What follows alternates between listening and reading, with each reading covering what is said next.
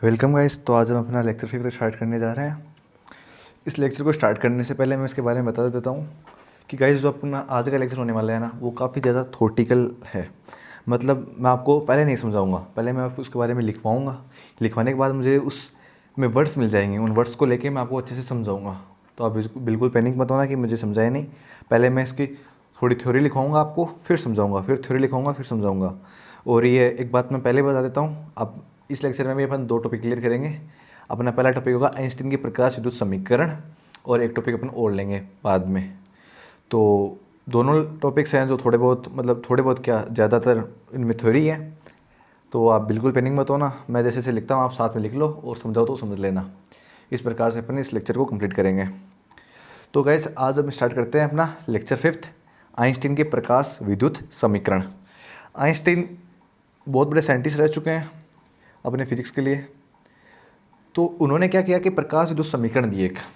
उस समीकरण से पहले सब्जेक्टिव पेपर के लिए अपन को क्या करना है कि लैंग्वेज काफ़ी इंपॉर्टेंट रहेगी अपन के लिए। तो अपन इसके बारे में आपको पता है, लेकिन मैं फिर बता देता हूँ थोड़ा बहुत कि भाई आइंस्टीन की प्रकाश विद्युत समीकरण में क्या होता है, कौन सी लैंग्वेज होती है। पहले मैं लिखवा दूंगा, फिर बताऊंगा आपको, फिर इसके बारे में अच्छे से डीपली एक्सप्लेन करूंगा आपको। तो लिखते हैं अपन, आप भी साथ साथ में लिख लो। प्रकाश विद्युत प्रभाव की व्याख्या करने के लिए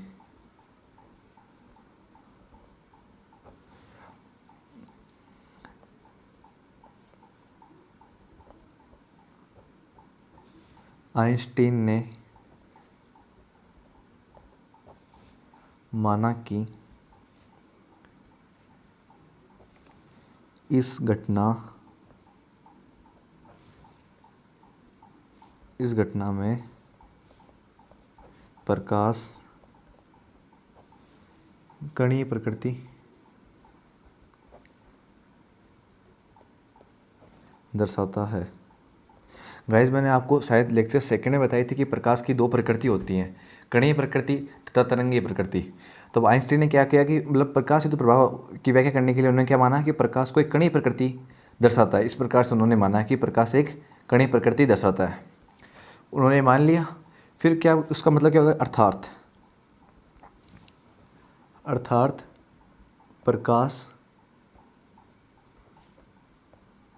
फोटोनों से बना होता है। प्रकाश क्या होता है, जो फोटोन से बना होता है।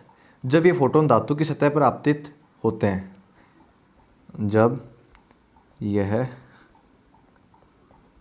फोटोन धातु की सतह पर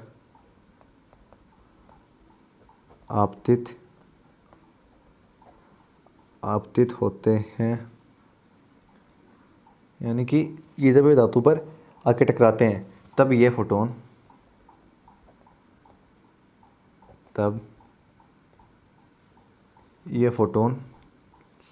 इलेक्ट्रॉन के साथ एक से एक 1:1 की अनुक्रिया करते हैं। गाइस इसका मतलब क्या होगा कि जैसे फोटोन आएंगे और धातु की सतह से टकराएंगे, तो 1:1 का मतलब क्या होगा, एक फोटोन होता है ना, वो एक इलेक्ट्रॉन से ही टकराएगा। यानी कि जो एक फोटोन की संपूर्ण ऊर्जा होती है ना, वो एक इलेक्ट्रॉन को मिलेगी। 1:1 का 1 से 1 का मतलब यहाँ पे यही होगा। इस अनुक्रिया, आगे वाले में लिखा देता हूँ ऊर्जा के बारे में। इस अनुक्रिया के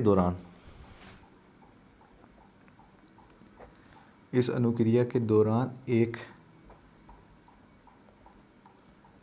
फोटोन का एक इलेक्ट्रॉन द्वारा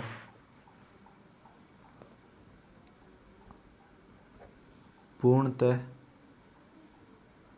अवशोषण क्या किसका कर रहा है, उसकी ऊर्जा का अवशोषण कर रहा है। अवशोषण कर लिया जाता है अवशोषण के पश्चात।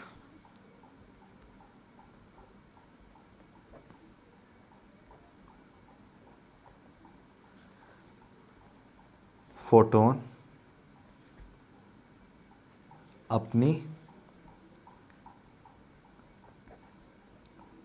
संपूर्ण ऊर्जा इलेक्ट्रॉन को दे देता है। अब गैस इसको मैं बिल्कुल दोबारा समझा देता हूँ, एक साथ एक्सप्लेन कर देता हूँ। इसमें क्या है कि प्रकाश विद्युत प्रभाव की व्याख्या करने के लिए, मतलब प्रकाश विद्युत प्रभाव की व्याख्या करने के लिए आइंस्टीन ने क्या माना कि प्रकाश को ना एक कणीय प्रकृति मान लिया। क्या मान लिया? कणीय प्रकृति मान लिया। प्रकृति दो होती हैं, कणीय प्रकृति और तरंगीय प्रकृति, लेकिन आइंस्टीन ने कणीय प्रकृति माना, अर्थात फोटोन से बना होता है। यानी कणीय प्रकृति के अंदर क्या होता है कि हमने फोटोन की जो डेफिनेशन लिखी उसमें क्या लिखा था, कणीय प्रकृति के अंतर्गत। तो इसमें हम क्या मान सकते हैं कि प्रकाश फोटोन से बना होता है।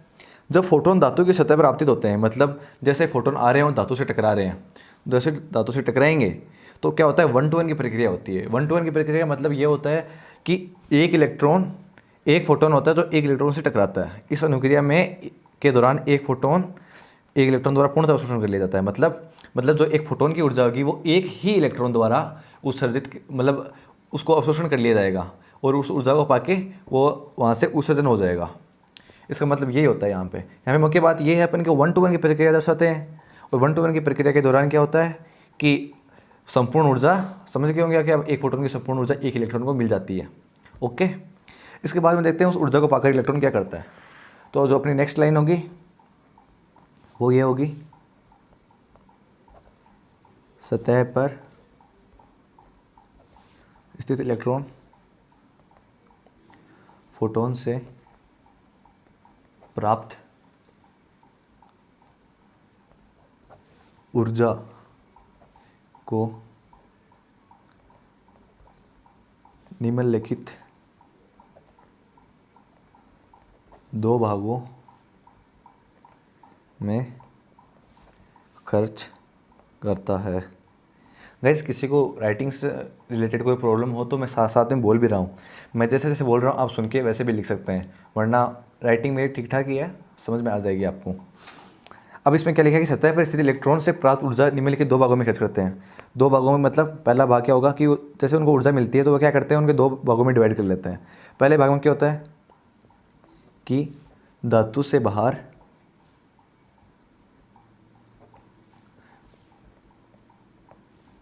निकलने में कार्यफलन के बराबर, और दूसरा क्या होगा, शेष ऊर्जा को गतिज ऊर्जा के रूप में। मतलब जैसे इलेक्ट्रॉन को ऊर्जा मिलेगी तो कार्यफलन का मतलब क्या होता है कि मतलब धातु से निकलने के लिए कम से कम ऊर्जा। तो पहले तो क्या सोचेगा कि भाई अपन धातु से बाहर निकल जाएं, और उसके धातु से बाहर निकलने के बाद उसके पास और ऊर्जा बच गई तो वह क्या सोचेगा कि भाई अब इस गतिज ऊर्जा में परिवर्तन कर लेते हैं इसका और यहाँ से अपन दूर चले जाएंगे। कार्यफलन की परिभाषा में लिखवाई थी कि धातु की सतह से इलेक्ट्रॉन को निकलने के लिए जो न्यूनतम ऊर्जा का मान होता है ना, वो उस धातु का कार्यफलन कहलाता है। तो जैसे उसको इलेक्ट्रॉन को ऊर्जा मिलेगी फोटोन के द्वारा, तो वो क्या सोचेगा कि पहले तो अपन क्या करते हैं कि वस्तु से बाहर निकलने की कोशिश करते हैं, बाहर निकलने के बाद उसके पास ऊर्जा बचेगी तो वह क्या करेगा कि उसको गतिज ऊर्जा में के रूप में उपयोग में लेगा। तो अब ऊर्जा संरक्षण के नियम से अपन क्या लिख सकते हैं कि ऊर्जा का संरक्षण नियम से, यहाँ से अपनी डेरिवेशन स्टार्ट होती है अच्छे से, लेकिन डेरिवेशन आपको ये पूरी लैंग्वेज लिखनी है शुरू से लेकर एंड तक, तभी आपको पूरे मार्क्स मिलेंगे सब्जेक्टिव पेपर में। ऊर्जा संरक्षण के सिद्धांत से यहाँ से लिखेंगे अपन फोटोन की ऊर्जा। फोटोन की ऊर्जा किस किस में परिवर्तित कर रहा है वो, एक तो कार्यफलन और एक प्लस गतिज ऊर्जा काइनेटिक एनर्जी के डॉट ई डॉट अपन लिख सकते हैं। ये समीकरण 1 दे रहा हूँ मैं इसको यहाँ पे, ये समीकरण 1 है, बोल भी रहा हूँ साथ में, ये समीकरण 1 है। अब या फिर मानते हैं यहाँ पे यदि आपतित फोटोनों की आवर्ती म्यू हो तब। अब नेक्स्ट पेज पे देखते हैं अपन क्या होगा कि म्यू हो तब क्या होगा एच म्यू। फोटोनों की आवर्ती मैंने क्या मान ली है म्यू मान ली है, तो इसका क्या होगा एच म्यू। कार्यफलन को फाइव नोट से डिनोट करते हैं प्लस के ई अधिकतम गतिज ऊर्जा यानी जो ऊर्जा बचेगी उसको पूरी की पूरी काइनेटिक एनर्जी में परिवर्तित करेगा, तो अपन क्या लिख रहे हैं के ई मैक्सिमम। कार्यफलन को म्यू फाइव नोट से फिर हमको डिनोट करते हैं इसको, और एच म्यू नोट यदि उसकी आवर्ती अपने म्यू मानी है तो। अब कार्यफलन का सूत्र क्या होता है मैंने आपको पीछे लिखवा रखा है, आप चाहे देख सकते हो, मैं दोबारा से बता देता हूँ आपको। चूँकि कार्यफलन phi naught is to H mu naught, जिसको ये पता है याद है अच्छी बात है, जिसको नहीं पता वो अपने पन्ने पलट के या पहले वाले नोट्स में देख सकता है। इसका फॉर्मूला ये होता है मैंने लिखवा रखा है। इसलिए एच म्यू इज टू क्या होगा, अब यहाँ पे फाइव कार्यफलन की जगह अपन क्या लिखेंगे H mu note plus kinetic energy के ई मैक्सिमम। अब यहाँ से क्या लिख रहे हैं अपन K E maximum is equals to, ये इज इक्वल्स टू है h mu minus h mu naught. मैंने कुछ नहीं किया, इसको इधर ले आया इसको इधर ले आया और फिर माइनस से मल्टीप्लाई कर दिया। ओके, पक्षांतरण किया है के ई मैक्सिमम, यहाँ से क्या होगा मैंने ऐसे एच कॉमन ले रहा हूँ, एच कॉमन ले लिया तो म्यू माइनस म्यू नोट, इसको मैं समीकरण 2 दे रहा हूँ। ये सारी समीकरण आपको भी साथ साथ में समीकरण 2 समीकरण 1 डिनोट करना है, इसको बक्से में बंद कर रहा हूँ। अब आपको पता है कि यदि यहाँ पे लिखा देता हूँ, यदि उत्सर्जित इलेक्ट्रॉन का अधिकतम वेग v मैक्सिमम है तब क्या होगा kinetic energy maximum 1/2 mv² maximum. Kinetic energy का फॉर्मूला क्या होता है 1/2 mv²। अगर ऊर्जा अधिकतम है तो अपन क्या लिख रहे हैं साथ में मैक्सिमम भी डिनोट कर रहे हैं। ओके, अब अपन देखते हैं समीकरण 2 से। इसलिए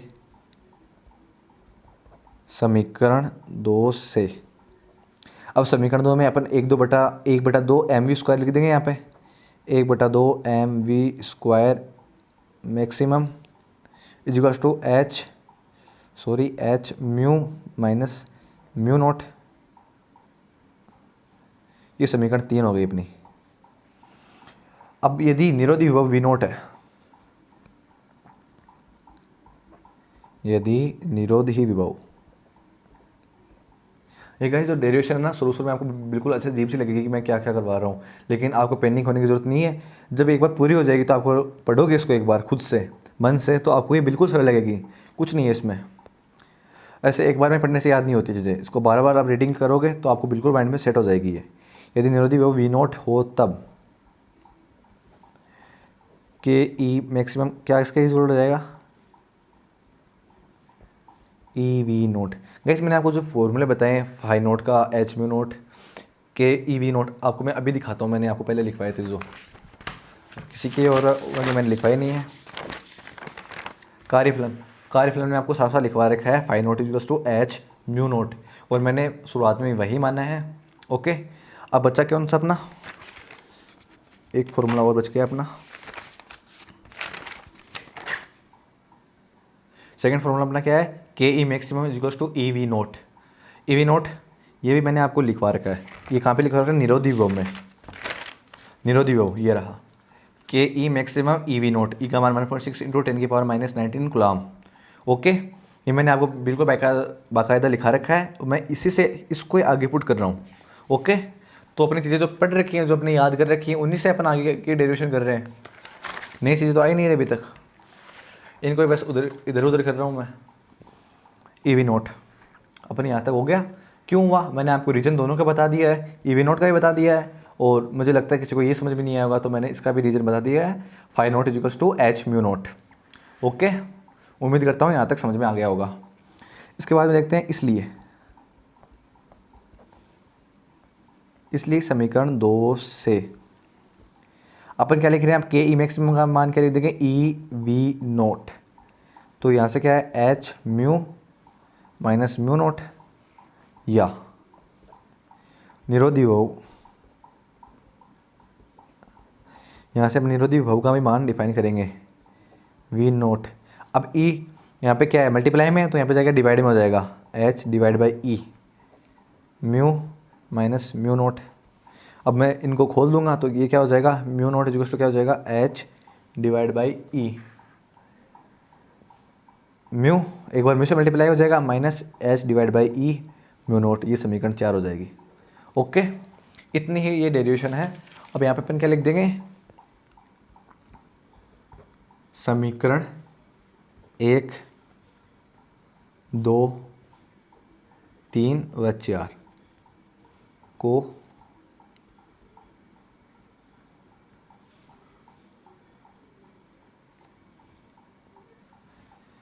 आइंस्टीन की प्रकाश विद्युत समीकरण कहते हैं, कि प्रकाश विद्युत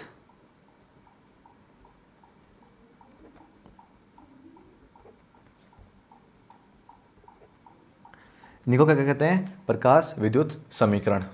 ओके, अब इसके बाद में अपन इसके भी एक इसी डेरिवेशन का कुछ सब हेडिंग लेंगे अपन आगे। अपनी जो नेक्स्ट सब हेडिंग होगी वो क्या होगी, अभी लिखते हैं अपन।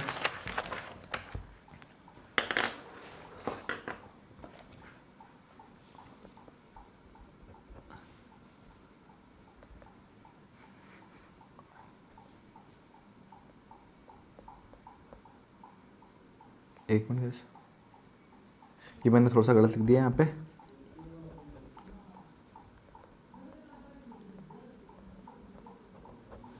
आइंस्टीन की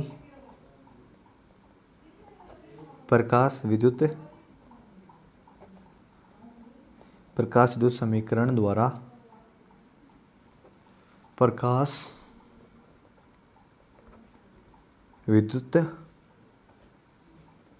प्रभाव की व्याख्या। गाइस अब हम क्या कर रहे हैं कि आइंस्टीन की जो प्रकाश विद्युत समीकरण है ना, उसके द्वारा अपन प्रकाश विद्युत प्रभाव की व्याख्या करेंगे। तो ये काफ़ी ज़्यादा थ्योरेटिकल पॉइंट है, मतलब मैं ये कह सकता हूँ कि ये 4 पॉइंट लिखाऊंगा, काफ़ी बड़े बड़े थ्योरेटिकल पॉइंट है।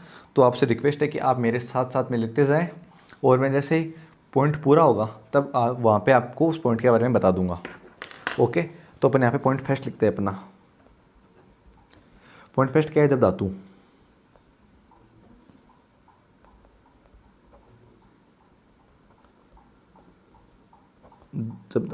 की सतह पर देहली आवृत्ति से कम आवृत्ति का प्रकाश आपतित कराया जाता है, मतलब म्यू का मान म्यू नोट से। इसका मतलब क्या है कि जब धातु की सतह पर देहली आवृत्ति से कम आवृत्ति का मान प्रकाश में, यानी म्यू का मान कितना होगा, म्यू नोट देहली आवृत्ति होती है, इससे कम मान आपतित किया जाता है। इसका मतलब ये होगा इतनी सी लाइन का। तब क्या होगा, तब आइंस्टीन के अनुसार, तब आइंस्टीन की समीकरण 2। अब मैं क्या कर रहा हूँ, समीकरण 2 को यहीं पे कोष्टक में लिख रहा हूँ साथ साथ में, ताकि आपको पेज पलट के बार बार में देखना ना पड़े। समीकरण 2 क्या है, के ई मैक्सिमम, आप चाहे देख सकते हो, मुझे याद है तो मैं डायरेक्ट लिखा रहा हूँ आपको, H mu minus mu note. समीकरण 2 के अनुसार इस स्थिति में उत्सर्जित उत्सर्जित इलेक्ट्रॉन्स की गतिज ऊर्जा ऋणात्मक ऋणात्मक हो जाएगी। ऋणात्मक हो जाएगी जो कि संभव नहीं है। गाइस अब यहाँ पे क्या लिखा रहा है, मैंने क्या लिखा है, पहली लाइन पूरा एक्सप्लेन करता हूँ। इसको क्या है कि जब धातु की सतह पर देहली आवर्ती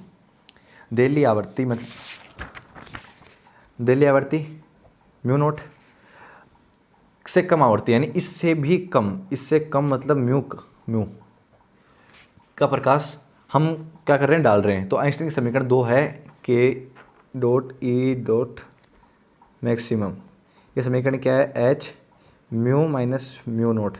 अब गाइस पता है हम कम में से ज़्यादा के मान को घटाएंगे, ये कम है ये ज़्यादा है तो क्या होगा, माइनस में आएगा, या क्या होगा, नेगेटिव मान आने लग जाएगा।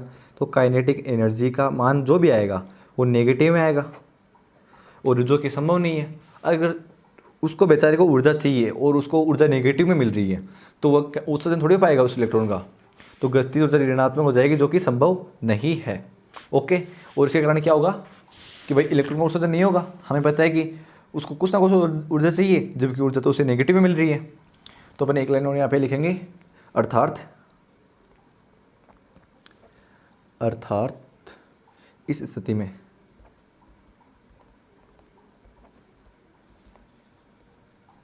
इलेक्ट्रॉन्स का उत्सर्जन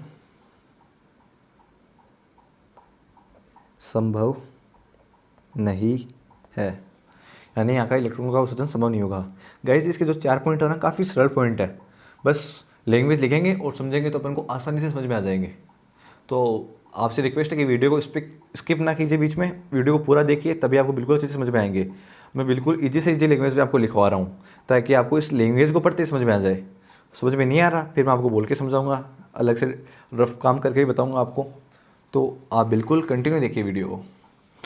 ओके, अब सेकंड पॉइंट लेते हैं अपन। जब धातु की सतह पर देहली आवर्ती के बराबर आवर्ती, यानी म्यू की बराबर होगी म्यू नोट से। ओके, इसका मतलब ये होगा कि धातु की सतह पर देहली आवर्ती के बराबर की आवर्ती का प्रकाश आपतित कराया जाता है।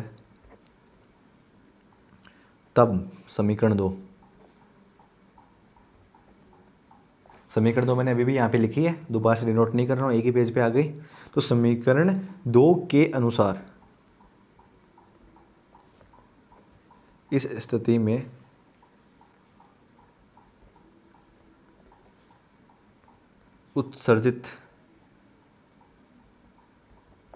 उत्सर्जित इलेक्ट्रॉन्स की गतिज ऊर्जा शून्य होगी। गाइस इस बार क्या हुआ कि जो अपने यहाँ से ये समीकरण है, अपनी समीकरण 2 के kinetic maximum is equal to H mu minus mu naught, इस बार के हमने क्या ले लिए, ये दोनों जो है ये इक्वल है। इक्वल पुट होंगे तो समान संख्या में से समान संख्या को घटाएंगे तो क्या हो जाएगा, 0 आ जाएगा। अब 5 - 5 0, 10 - 10 इज इक्वल टू 0, और किसी भी संख्या को 0 से मल्टीप्लाई करेंगे तो 0 हो जाएगी। तो काइनेटिक एनर्जी क्या हो जाएगी, 0, यानी कि इलेक्ट्रॉन उत्सर्जित तो होंगे लेकिन उनकी जो गतिज ऊर्जा होगी वो क्या हो जाएगी, शून्य हो जाएगी। यही है पॉइंट अपना, सेकंड पॉइंट यही है। उम्मीद करता हूँ आपको दोनों पॉइंट्स अच्छे से समझ में आ गए होंगे। अपन देखते हैं थर्ड पॉइंट थोड़ा सा अलग है, इनमें ग्राफ भी है इसमें, तो बिल्कुल आराम से देखिए, आपको अच्छे से समझाऊंगा। थर्ड पॉइंट, जब आपतित प्रकाश की देहली आवर्ती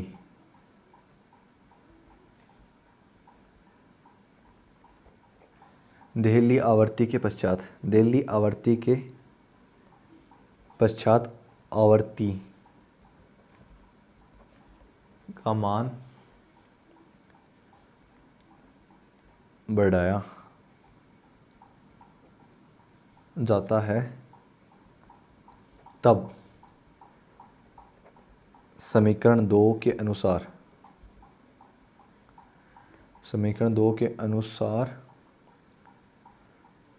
उत्सर्जित इलेक्ट्रॉन्स की गतिज ऊर्जा बढ़ेगी, जिससे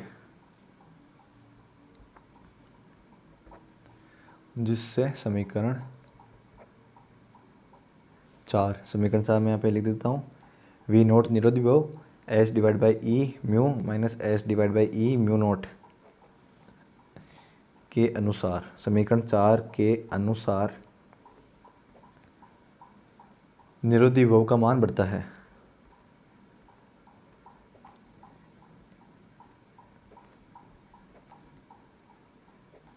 मान बढ़ता है। इसमें क्या कर रहे हैं गाइस, इस बार क्या ले रहे हैं अपन, इसको ज़्यादा ले लिए, यानी कि देहली आवर्ती के पश्चात, यानी जो अपनी ये देहली आवर्ती है म्यू नोट, इसको बहुत ज़्यादा मान ले रही। ये जितना ज़्यादा होगा और ये जितना कम होगा उतना इन दोनों के बीच का डिफरेंस ज़्यादा होगा। डिफरेंस ज़्यादा होगा तो गतिज ऊर्जा भी क्या होगी, ज़्यादा होगी। तो गतिज ऊर्जा ज़्यादा होगी तो यहाँ पे क्या होगा कि जो इस समीकरण 4 का मान है ऑब्वियसली ये भी ज़्यादा होगा। तो निरोधी, इससे क्या होगा, निरोधी विभव का मान बढ़ जाएगा। इतना समझ में आ गया होगा आपको। इसके आगे बताता हूँ मैं आपको, क्योंकि समीकरण 4 को y = mx + c से तुलना करने पर अब एक आरेख खींचेंगे अपन। तो पहले लिखते हैं अपन, क्या लिखेंगे कि समीकरण 4, अभी भी आपको जो समीकरण 4 लिखा है वो कि समीकरण 4 की रेखा की समीकरण कि उसकी जो रेखा होगी उसकी समीकरण क्या होगी, y = mx + c से तुलना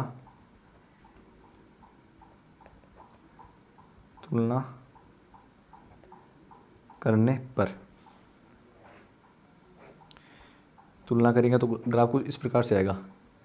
ये म्यू नोट निरोधी, ये वी नोट है ना निरोधी विभव, ये जो अपन यहाँ पे ये है ये वी नोट, ये अपन y मान रहे हैं और यहाँ पे ये अपन x मानेंगे। ये हो गया म्यू। देहली आवर्ती यहाँ होती है, देहली आवर्ती से अधिक, यानी कि कुछ मान यहाँ से होगा, और जब दो दाते हैं तो ये मान कहाँ से होगा, कुछ ऐसा होगा। और गाइस ये दोनों समांतर होगी, जो इनकी ढाल होगी, ढाल 11th क्लास से पढ़ा होगा, ढाल को m से डिनोट करते हैं, m = h divide by E होगी। ये क्या है, h का मान भी नियतांक है और e का मान भी नियतांक है, तो ये क्या होएगा, नियतांक। ओके, उम्मीद करता हूँ यहाँ तक आपको समझ में आ गया। कुछ नहीं है, मैंने y = mx + c से तुलना की है। y का मान वी नोट है, यहाँ पे म्यू है, x का मान अपने म्यू माना है यहाँ पे, और जो बचा m का मान वो क्या हो जाएगा, h डिवाइड बाई ई, यह हो जाएगा नियतांक।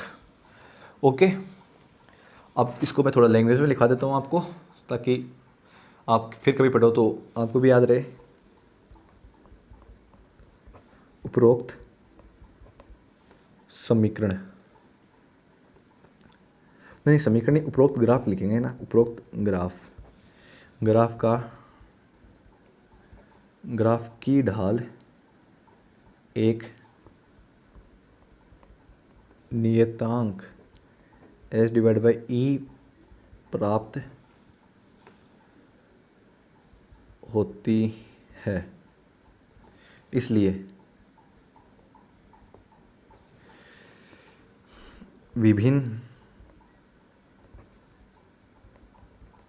विभिन्न धातुओं के लिए निरोधी विभव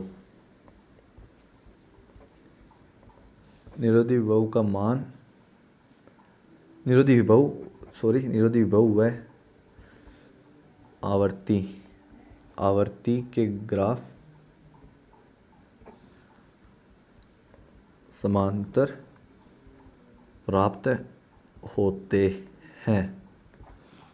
ओके, तो इसमें क्या होगा कि आवर्ती के ग्राफ समांतर प्राप्त होंगे अपन को विभिन्न धातुओं के लिए, क्योंकि यहाँ पे क्या है कि ढाल h/e ये नियतांक है। अब के थर्ड 3 पॉइंट पूरे हो चुके हैं। अब देखते हैं फोर्थ पॉइंट। फोर्थ पॉइंट क्या है अपना,